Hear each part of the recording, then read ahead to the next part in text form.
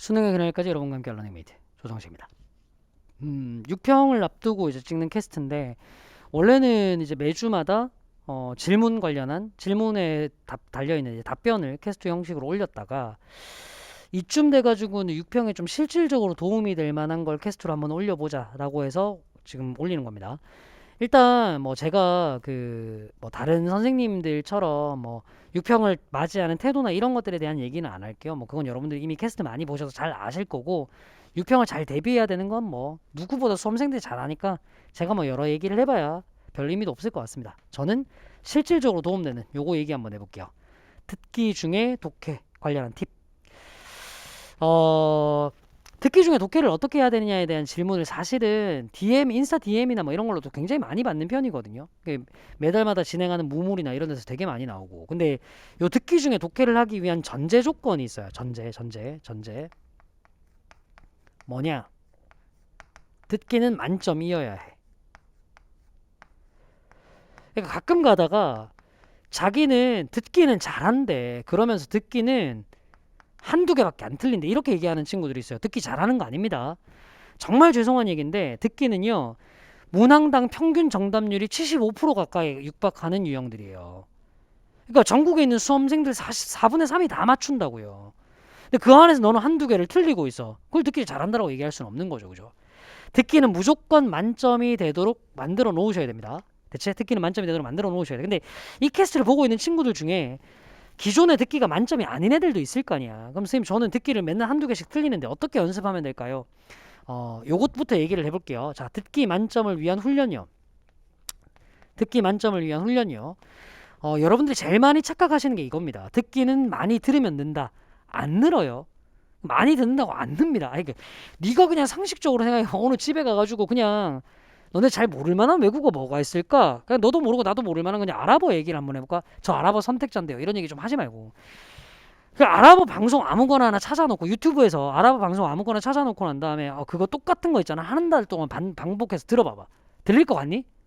안 들려요.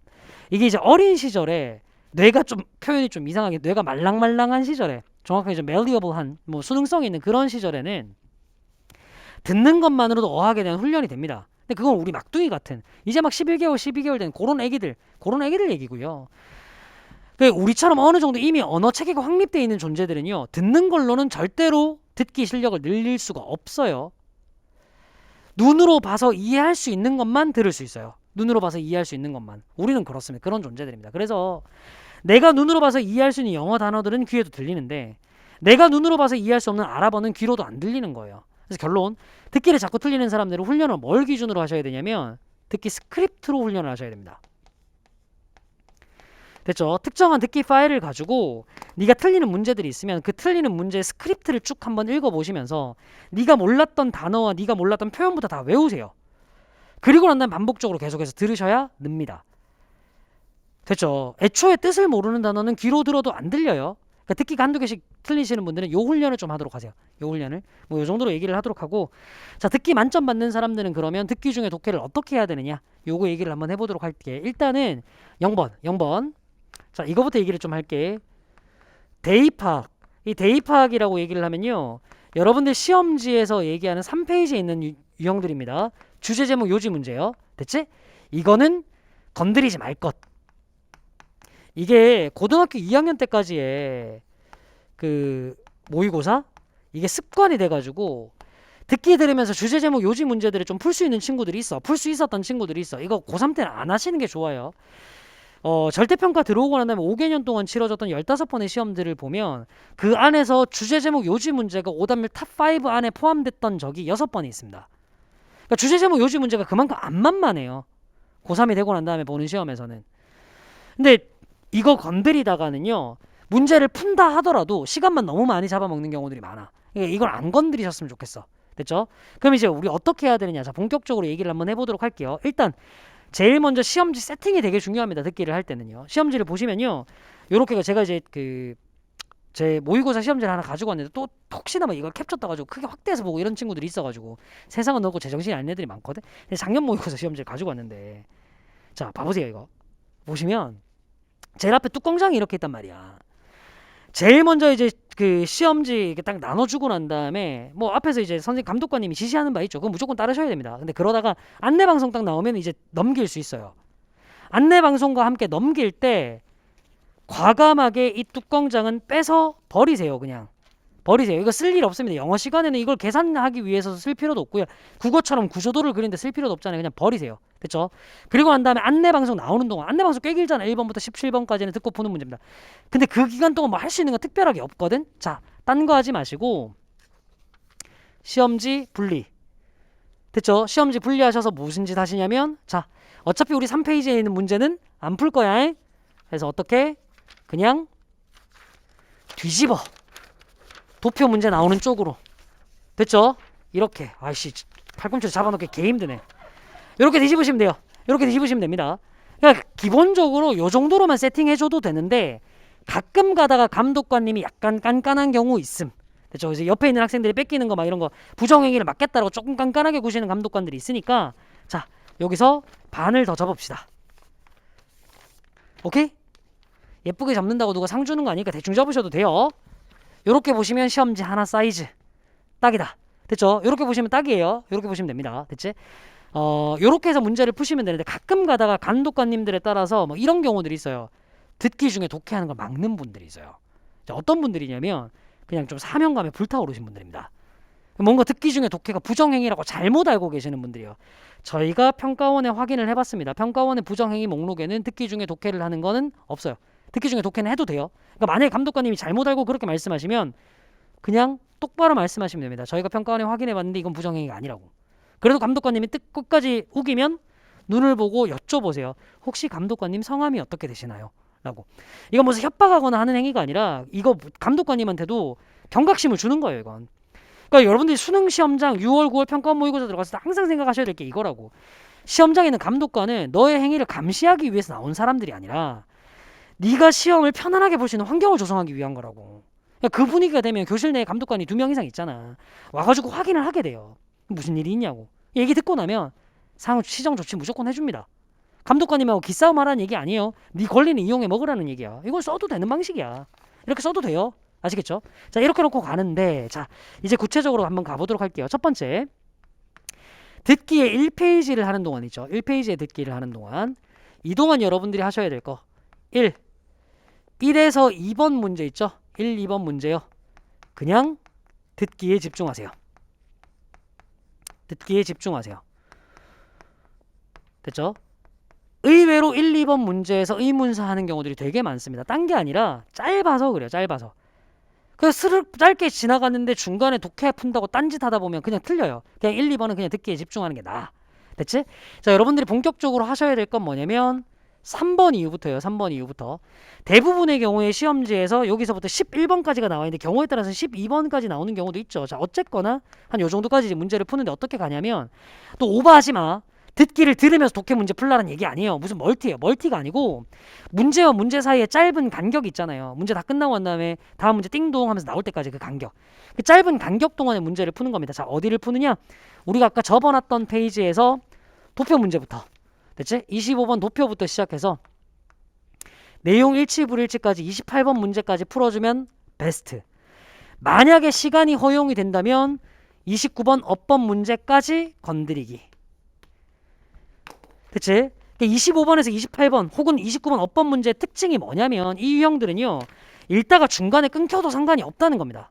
읽다가 중간에 끊겨도 상관이 없어요. 그러니까 뭐냐면 3번, 4번 듣기 중에 도표 문제를 풀고 있었어. 근데 나는 도표에서 네가 뭐 3번부터 선지를 읽고 있어. 3번 선지는 다 읽었는데 4번 선지 읽기 전에 듣기가 끝나버렸다고 칩시다. 그냥 멈추고 다시 듣기로 돌아가도 된다고요. 근데 내가 아까 얘기했던 주제 제목 요즘 문제 그게 안 돼. 그래서 내가 그 짓 하지 말라라고 얘기한 거예요. 됐죠? 이렇게 가는 겁니다. 됐지? 그 다음 요게 다 되셨으면 2페이지 듣기를 할 때에 대한 얘기를 한번 해봅시다.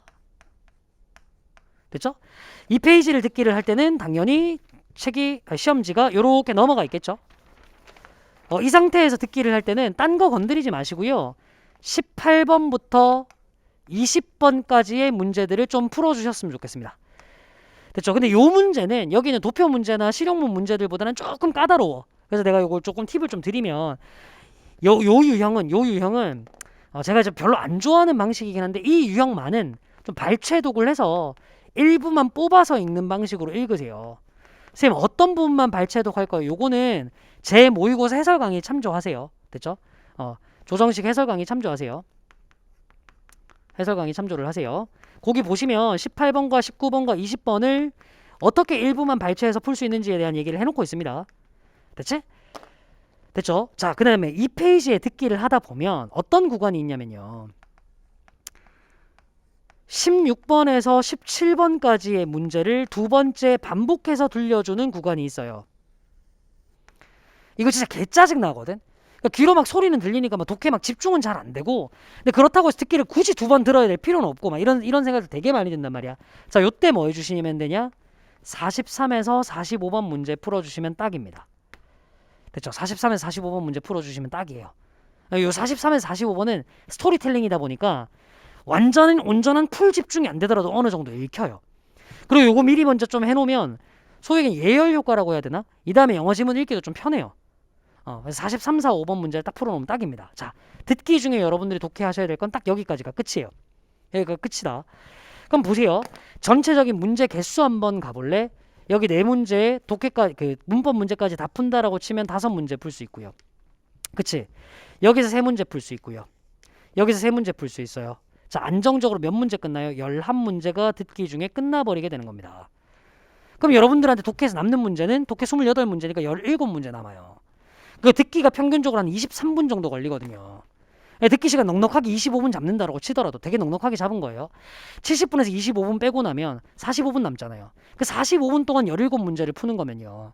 사실 단순 계산을 해보더라도 한 문제당 거의 2분 30초의 시간을 소비할 수 있어요.